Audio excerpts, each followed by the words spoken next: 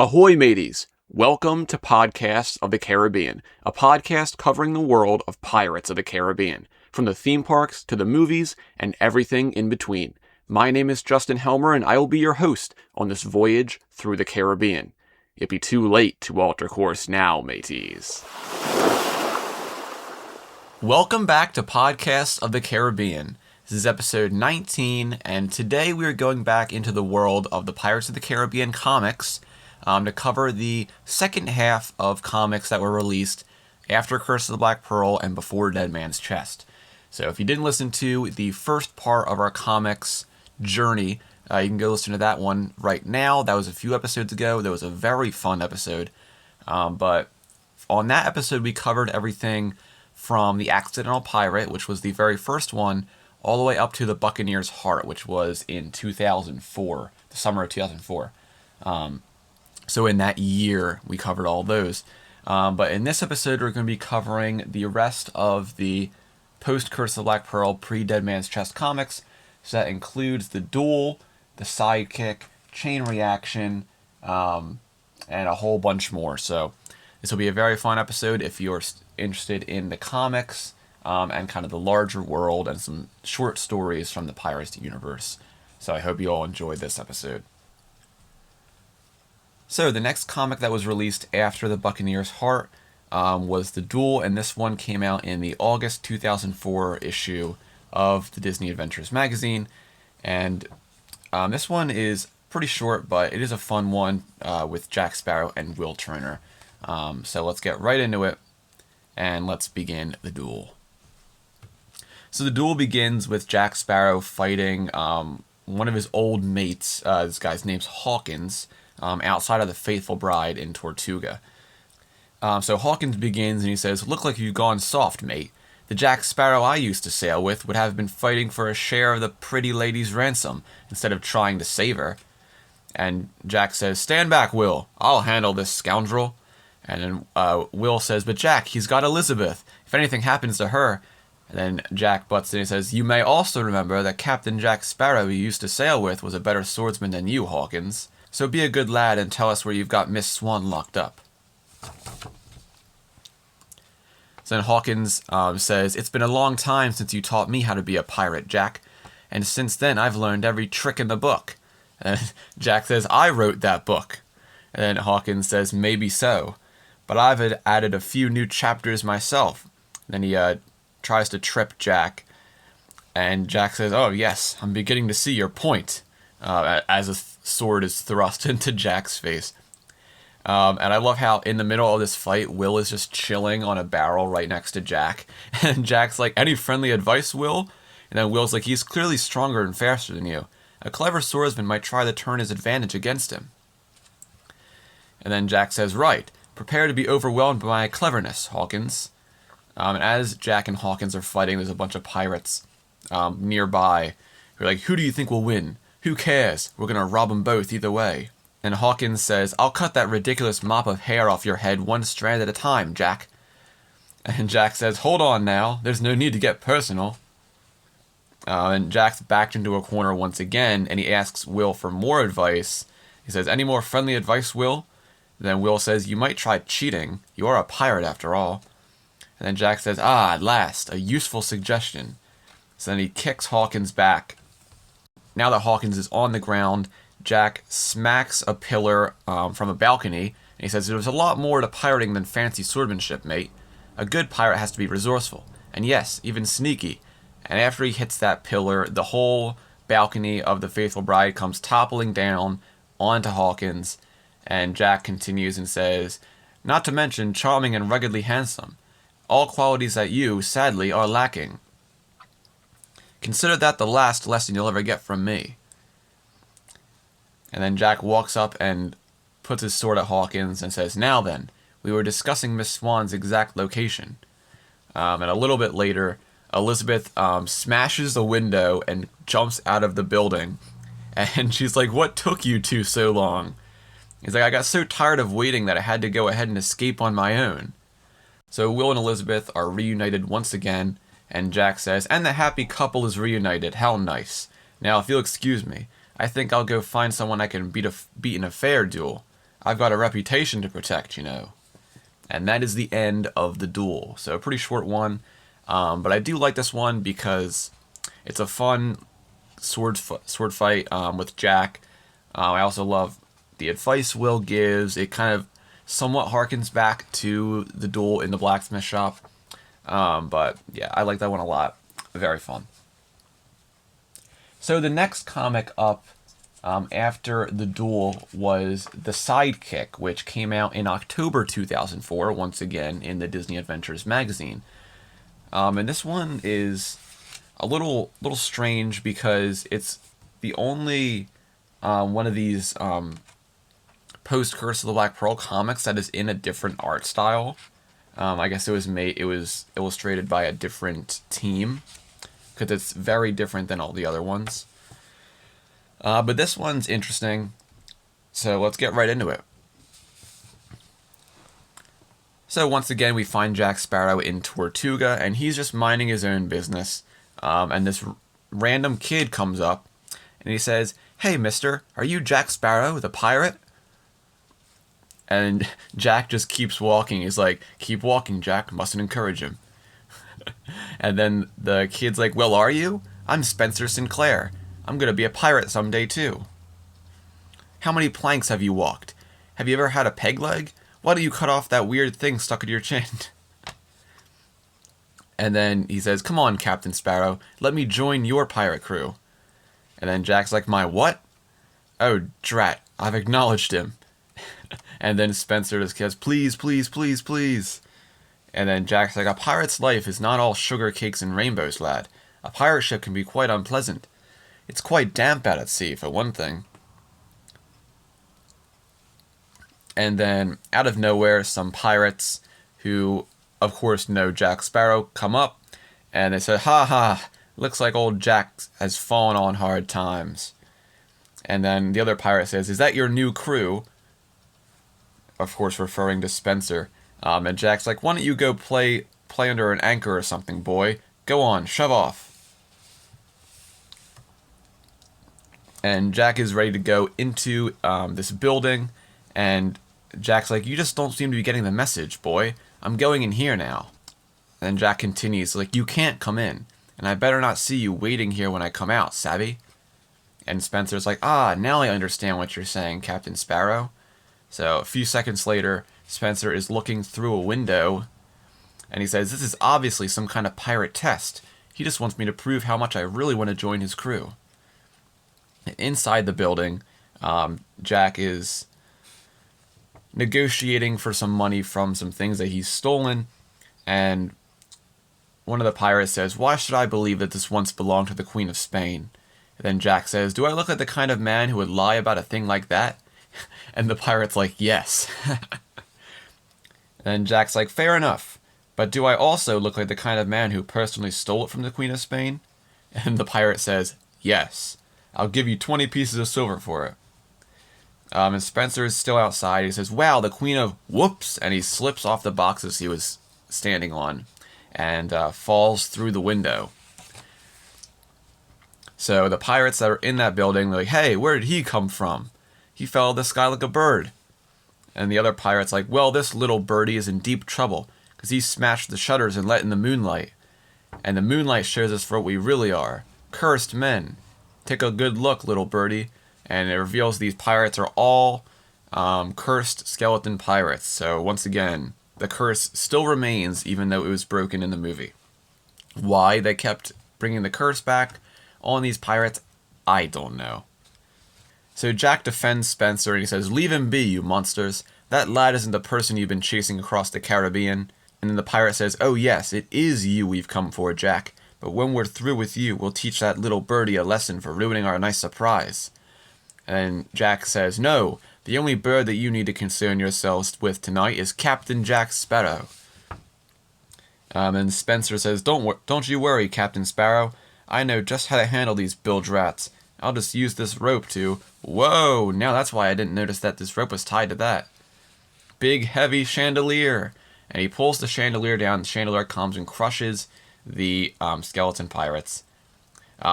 And as it's falling, the one pirate says, "Shiver me timbers!" And once they're crushed, the guy's like, "Shiver me timbers? What does that even mean? Couldn't you have just yelled duck?" And Jack says, "Are you just going to hang around there all night? Or should we get moving before they recover?" So a little while later, Jack is still with Spencer, and he says, "I've never seen a person with such bad luck as you, Spencer, my lad. But since your bad luck seems to translate into good luck for me, I have decided to keep you around for a while. Perhaps the Black Pearl could use a new hand." And Spencer's like, "The Black Pearl? Oh boy. Can I keep my clothes in Davy Jones' locker? Where will I be stationed? Which of my hands do you think would look best as a hook? Should I just start tying junk in my hair like you?" And then Jack says, "I'm already starting to regret this." And that is the end of the Sidekick. Probably my least favorite just because it has nothing of value going on in it. But still a fun one nonetheless. So the next comic we're going to cover is actually one I don't have in full. All these comics up to this point I've had in full, where I could actually recite the entire thing, all the dialogue, and everything. But this next one is a really, really cool one, and I'm so mad I still have not been able to find it. This one is called Enter the Scarecrow. And this one came out in the winter 2005 issue of the Disney Adventures magazine Comic Zone. So, as I mentioned in the last comics episode, Disney Adventures, every season, they would have a Comic Zone issue, which was all just comics. They had one for winter, spring, summer, fall. This one was in the winter 2005 Comic Zone. And this one is really cool because if you are a Disney fan, you will probably know who I'm talking about here. If you're not a Disney fan or you don't engage with this too much, you probably will have no idea what I'm talking about. But this comic is actually a crossover with Dr. Sin and the Scarecrow of Romney Marsh. And so you may be wondering, what is the Scarecrow of Romney Marsh? Well, I will tell you. Scarecrow of Romney Marsh was a 3-part miniseries that Disney produced in 1963. So it was kind of like a adventure action kind of thing that was set during the Revolutionary War. And it was based off of just a book, Dr. Sin, but they made it into these 3 episodes, and then, of course, they put it together for a movie, which is the movie called Dr. Sin, Elias the Scarecrow. But pretty much what this was there was this guy, this priest named Dr. Sin, and by night he would dress up as a scarecrow and, pretty much he was like a Batman for the Revolutionary War. So that's pretty much all you really need to know about the Scarecrow of Romney Marsh. But I mention all this because this ties in with this comic. So let's get right into what I have for it. So of course I said I don't have the comic in full, but thanks to the Pirates of the Caribbean wiki and some other sources, I've been able to piece together at least the basic narrative for this comic, so we can at least talk about and discuss that. So I've put together a summary of this, so I'm just going to read it word for word, just because it's all we have, really, so that's what I will read.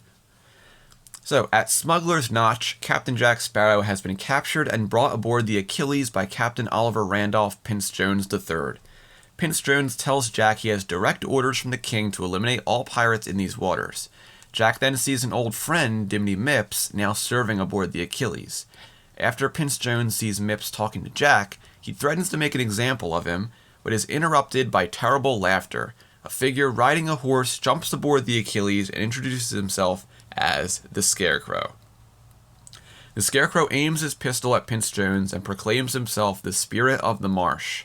Jack is freed by order of the Scarecrow, and he fights off Pince Jones and his men. The Scarecrow gives Jack the honor of firing a cannon, which ends up sinking the Achilles in one shot. Jack, Mipps, the Scarecrow, and the rest of the crew escape the sinking ship, while Pince Jones goes down with the ship. Pince Jones survives because of the water being shallow, and Jack asks the Scarecrow to join his crew. The Scarecrow tells Jack his duty is to the people of Romney Marsh and bids him farewell. And that is pretty much the basis of Enter the Scarecrow. So like I said, that's really all I have of it. If you out there listening to this actually have this entire comic, please let me know. I would love to see it in full. That would be fantastic. So if you do have it, please let me know. Email me or message me on Instagram or Twitter or anything. I would love to see this comic in full one day. It would be really, really awesome. So that is the Enter the Scarecrow comic. The crossover with Dr. Sin, the Scarecrow of Romney Marsh, which is amazing. I love that because I'm just a massive Disney fan, especially the older stuff. It was so cool to stumble upon that when I was researching these. So the next comic after Enter the Scarecrow is Chain Reaction. And this one came out in February 2005, once again in the Disney Adventures magazine. And this one is a pretty fun one. It's a little bit of a longer one too, so this will be a very fun read. Let's get right into it. So this comic starts off with the Black Pearl chasing down a merchant ship. And Jack and Gibbs are looking at the ship in front of them. And Jack says, "Just look at her, Gibbs. A fine, fat merchant ship just begging to be plundered by the dreaded pirate crew of the Black Pearl." And Gibbs is like, "Does she pass your sniff test then, Captain Jack?" And Jack's like, "She does indeed. I smell gold, and lots of it." Gibbs says, "Give the word and we'll open fire." And then Jack looks through his telescope and says, "Let's just have a little look-see first." And through his telescope, he sees, "Excellent. There's nobody on deck with some fancy-dressed ladies. Prepare to, And the ladies turn around, and we get to reveal that it's Pintel and Rigetti, once again bringing that gag back from the movie. And Jack goes over to Gibbs and says, "It may just be possible that we have stumbled into a bit of a trap. Better change that attack order to something like, prepare to repel boarders." And we get the reveal that the merchant ship was just a decoy, and Bosun and the rest of the cursed crew are now firing on the Black Pearl. And Bosun says, "Let's say hello to our old captain, lads. Open fire, all cannons." So as the battle between the ships ensues, Jack is walking down the deck and he says, "Looks like my former mates still haven't forgiven me for spoiling their plan to break the curse that's upon them. But how can we fight them? They aren't even alive," says one of the pirates on deck. And Jack says, "It's a fog rolling up. Disengage. We'll make a run for it." Before I continue, I'm interested in this where Jack says, "They still haven't forgiven me for spoiling their plan to break the curse that's upon them." But he didn't spoil the plan. He did break the curse. So I don't know. I'm not sure why these guys are still cursed. But anyway, Jack says, "Load your guns with chain shot. Aim for the rigging. We must slow them down." And Anna Maria already has one loaded, and she says, "Way ahead of you, Jack." And she shoots it. She takes out one of the riggings on the masts of the merchant ship, sending one of the pirates off into the water because the chain shot hits him and pulls him down, which is pretty funny. And he's like, "We'll take down their sails and their sailors too." And one of the other guys falling overboard says, "Shiver me timbers." As the Black Pearl begins to sail away into the fog, Jack says, "Farewell, my old friends. No doubt you will always remember this is the day you almost got your revenge on Captain Jack Sparrow." And Bosun and the rest of the crew are all mad that Jack's getting away. And Rigetti says, "They're moving away. Was that part of the plan? It seemed like such a good plan, with all the pretty dresses and all." And a little while later, Gibbs is looking through his spyglass and says, "Looks like we've given those bilge rats the slip." And Anna Maria says, "They should know better than to try and trick good old Jack." And Jack is currently thinking on the rail of the ship, and he says, "It was a trick all right, but the bait was real. They stole that merchant ship, and it is loaded with gold. My nose is never wrong about these things." So Jack, instead, he wants to go back, and he says, "I want that ship, but I want them off it first. Set a new course, Gibbs. We're going back." And Gibbs is like, "Have you lost your mind, Jack?" And Anna Maria is like, "Every pirate has an equal vote. Why should we agree to such a foolish plan?" And Jack says, "Anna Maria, my dear, you'll just have to trust me." And later that night, The Black Pearl slides up behind the merchant ship once again, and as the fog clears, the moonlight shows Jack's old crew for what they really are. So I love in this next frame, Pintel and Ragetti are still arguing, and Pintel is like, "Why are you still in that silly dress?" And Ragetti's like, "It's a lot more comfortable than my pirate gear, that's all." And one of the pirates says, "Sail ho, it's the Pearl." And Bosun says, "Excellent. Once again, Jack's greed has gotten the better of his judgment. Hold your fire. Let them come in nice and close. We won't let Jack slip through our fingers this time." And Ragetti says, "Look, they're firing chain shot at us again."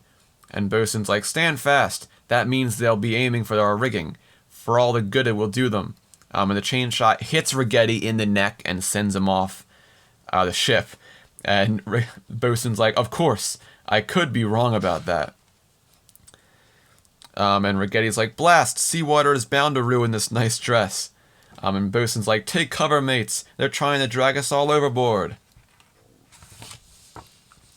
And out of the fog, Jack and the rest of the crew of the Black Pearl begin to swing over and board the merchant ship.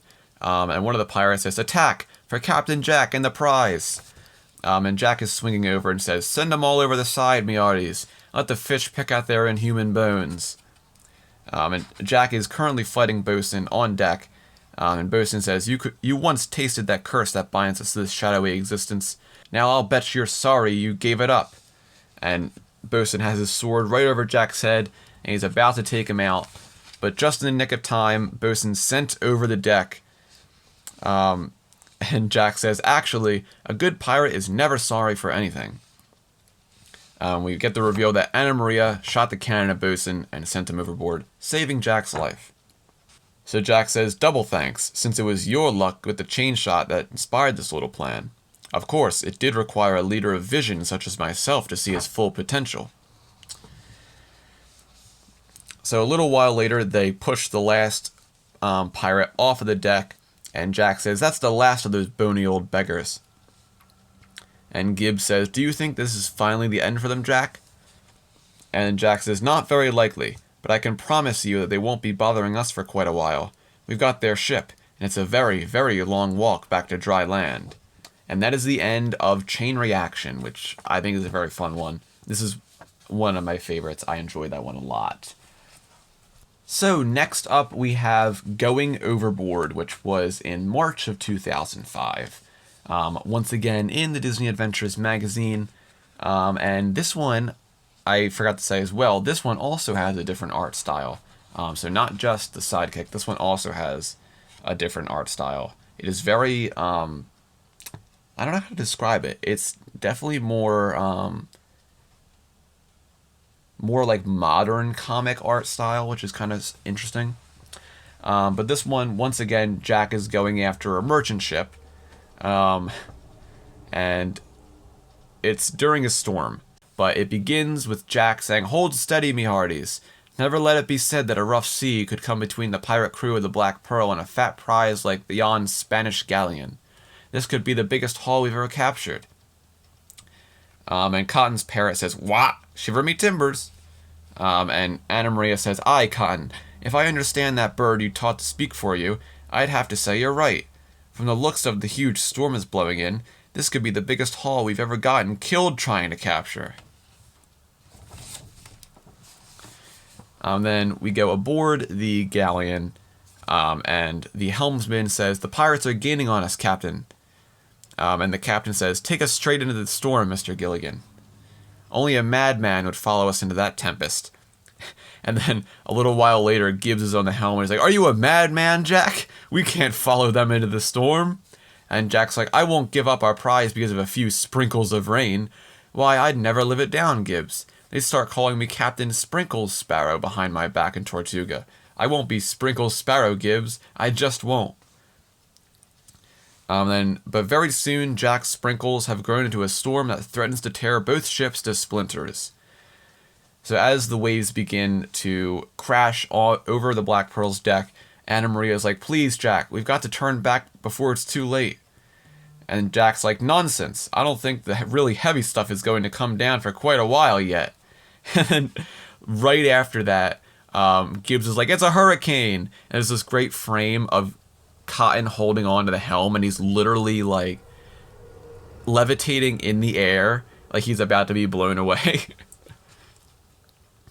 And this is also really funny. After Gibbs says it's a hurricane, Cotton's parrot's like, Annie M, squat.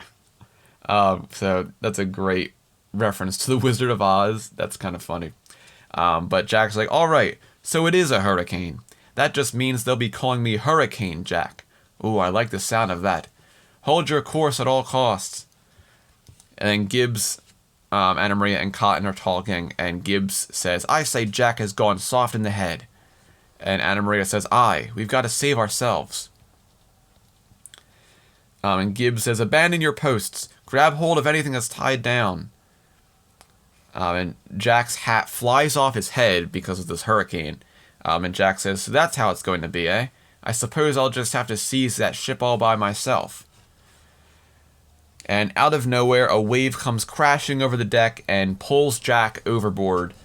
And Gibbs and Anna Maria is like, Jack, no! And Gibbs is like, he's gone, swept away by the storm. And just Jack's luck, he falls right onto the deck of the galleon. I don't know how that would ever happen, but that's Jack Sparrow for you. But the captain's like, we've endured the worst of this storm can throw at us, I think.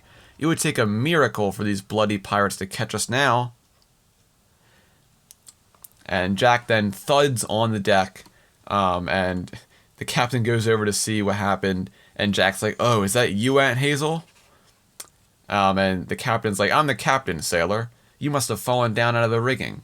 But where's your uniform? In those clothes, you almost look like a pirate, Jack says. And since you're not my Aunt Hazel, there's no reason I shouldn't do this. And the narration says, one hasty surrender later. After the storm, Jack is taking all the riches from the Spanish galleon. And then Jack says, you see, I told you I could seize that ship alone. All I had to do was fly through the air to reach her deck. Lucky for me that today this sparrow happened to be a bird. And then Anna Maria's like, and you thought he was crazy. And that is the end of Going Overboard. Kind of fun one, but nothing really substantial in that one. And then, so the next comic that is in line after Going Overboard is one that's called The Treasure of Shipwreck Island. And this is actually the only other comic I don't own. So Enter the Scarecrow and Treasure of Shipwreck Island, these are the only two I don't own. I've been looking for them for a while. I still haven't been able to find anyone with the issues, like for sale or anything. But you may hear Shipwreck Island in the title and say, oh wow, this one's going to take place, at Shipwreck Cove and everything. No, it does not. This was, of course, before Shipwreck Island, Shipwreck Cove, the town of Shipwreck was even established. So this Shipwreck Island is a completely different Shipwreck Island. So this is most definitely not canon just because of, well, there could be a different Shipwreck Island, but who knows. But the interesting thing about this one is that it is a choose-your-own-adventure comic, which is really interesting. So this comic came out in the spring 2005 Comic Zone issue of Disney Adventures. And I have a little bit of a summary here from the only information I'll be able to gather from it. So the characters in this are Jack Sparrow, of course, and then all the other characters are new characters that were made up for this comic. So we have Peter Preston, Lucky Tom, Big Red, Sven, and Smelly John. Those are the characters in this. But the summary I have here is Peter Preston meets Lucky Tom, who presents Peter with a way to find his family's stolen treasure. Peter is able to find the treasure with or without the help of Captain Jack Sparrow. And apparently there are 8 different points to alter the story and 3 different endings. So that is very interesting. And of course, that's all I have on this comic, so I don't have any plot details. I have no details at all. So if anyone has this comic as well, email me, message me anywhere. I would love to see this as well. But that's pretty much it for the Treasure of Shipwreck Island. Not much going on there. And so that brings us to the final post Curse of the Black Pearl pre-Dead Man's Chest comic. We are at the last one. This is the last comic before the new art style came in and changed everything. And this one was called The Trouble with Pirates. And this one came out in the August 2005 issue of the Disney Adventures magazine. And this one is really interesting because this has a actual real human character in this. And I mean, well, all the characters are human in this, but a modern day kid is in this comic. And you may be wondering, well, why is there a modern day kid in a pirate story, in the 1700s? Well, I will tell you. So, there is a character in this comic named Brian Rusala, and this character is actually a real kid who won a auction called the Disney Dream Auction in 2005. And the winner of this auction would be featured in a Pirates of the Caribbean comic, and this is the comic. I don't know what else the winner won. I don't know what else Brian won. If it was only this comic or money, or I have no idea. I haven't been able to find any details about the auction. But yeah, once again, I mean, congratulations to Brian Rusala. I mean, 18 years later, but congratulations for winning the auction. But yeah, this one is kind of fun, but also kind of silly just because of the kid in here as well. But so the narration in the comic says, "Congratulations to Brian Rusala, who won the chance to adventure alongside Captain Jack Sparrow in the Disney Dream Auction. Read on to see how Brian fares in the pirate's life." So we come into Jack Sparrow and Gibbs. They're on an island looking inside a treasure chest. And Gibbs pulls out this kind of medallion bracelet thing, and it kind of starts pulling away from him and starts bringing this green smoke. And Jack says, "Our treasure appears to be haunted, Gibbs." And Gibbs says, "I told you this plan was bad luck, Jack." And out of nowhere, Brian Rusala appears and says, "Whoa, what the?" And Brian says, "Too weird. I was just looking at that two-headed thingy in the museum, and then whoosh, I end up here, wherever this is." And then Jack says, "The relic must have transported him." So Gibbs then fills us in and says, "It depicts Janus, the Roman god of gateways." And Jack says, "Well, I've seen relics do weirder things." And Brian then introduces himself and says, "My name's Brian, by the way." And Gibbs says, "We better get this treasure out of here before you-know-who shows up." And then Brian says, "Wait a minute, treasure? You guys are pirates." And then Jack's like, "Us? No? But keep your voice down." And Brian says, "But how can you call yourself a pirate when you don't have a peg leg, or an eye patch, or even a parrot on your shoulder?" And Jack says, "I'm not calling myself a pirate. Now why don't you jump back into that relic and be gone?" And Brian says, "No way, pirates are cool. I'm going to hang out with you and have adventures." Ow! And he gets poked in the back with a sword. And out of nowhere we have the introduction of Captain Dueling. And Jack says, "Ah, Captain Dueling, how lovely to see you." And Dueling says, "That's quite a treasure you've got there, Captain Sparrow." And they've captured Brian. And he's like, "Suddenly I don't think pirates are very cool." And Dueling says, "As partners, we should share it 50-50. And Dueling goes and snatches the relic from Gibbs. And he says, "Unless I break our partnership and take it all." And Gibbs is like, "Say, that's just what we were going to." Ooh, and Jack elbows him. And Jack's like, "What Gibbs means is we are shocked by this betrayal." And Brian says, "Guys, I'm ready to leave now." And Jack's like, "So am I." And Brian says, "But if they take that relic thingy, I'll be stuck here." And Jack says, "Don't worry, mate. What these bilge rats are forgetting is I'm Captain Jack Sparrow."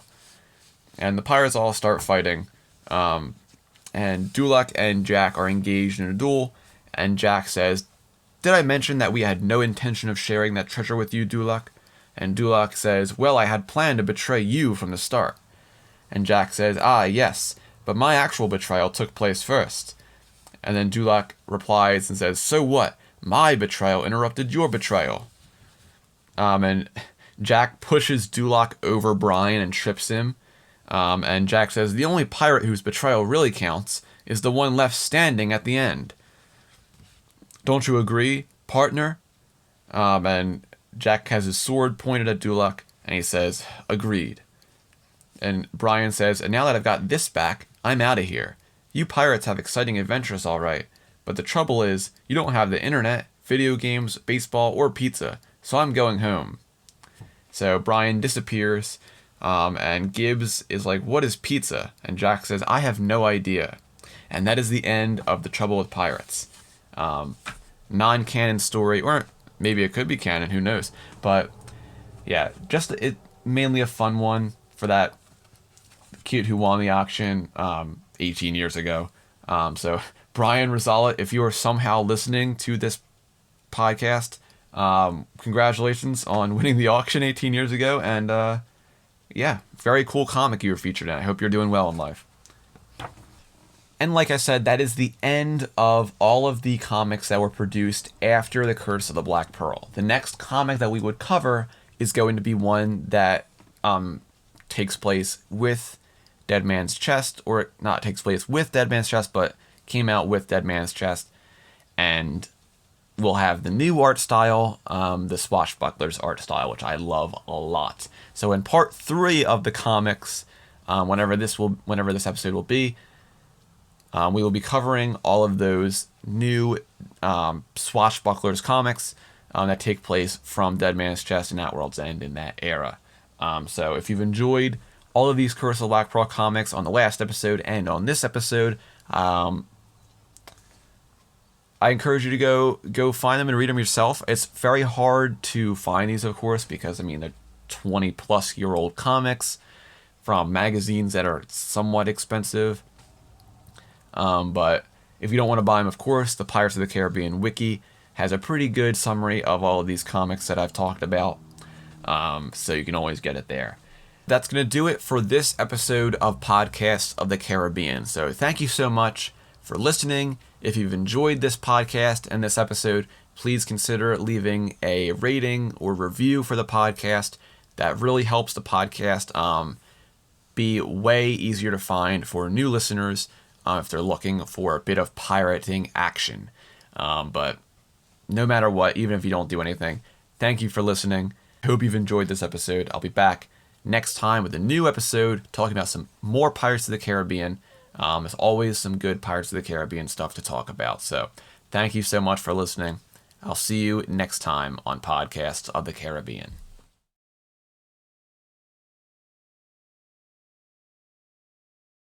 Podcasts of the Caribbean is in no way affiliated with Disney. If you want to send me an email or a question, send it over to podcastofthecaribbean@gmail.com. You can also follow this podcast on Twitter at podcastpotc and over on Instagram at Podcasts of the Caribbean. I post content, other fun things over there. Make sure you go and check it out. Be sure to keep a weather eye on the horizon, and always remember, dead men tell no tales.